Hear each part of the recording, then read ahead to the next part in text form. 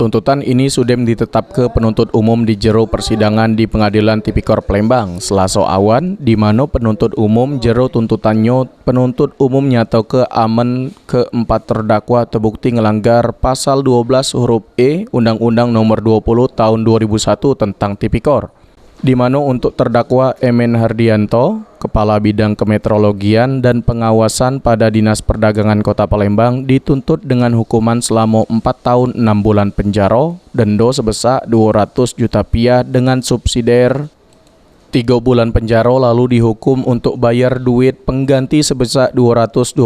juta rupiah lebih dengan subsidiar 2 tahun 3 bulan penjara.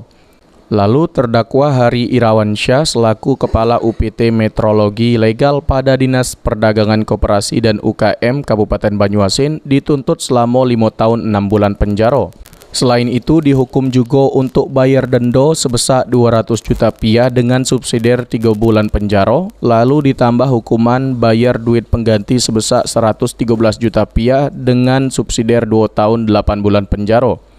Dua terdakwa lagi, Tommy Ardiansyah selaku Kasih Pembinaan Jabatan Fungsional pada Bidang Kemeteorologian dan Pengawasan Perdagangan Dinas Perdagangan Kota Palembang, terdakwa Afganis selaku Kasih Pelayanan Tera Samo Uji Terang Ulang pada Bidang Kemeteorologian dan Pengawasan Perdagangan Dinas Perdagangan Kota Palembang,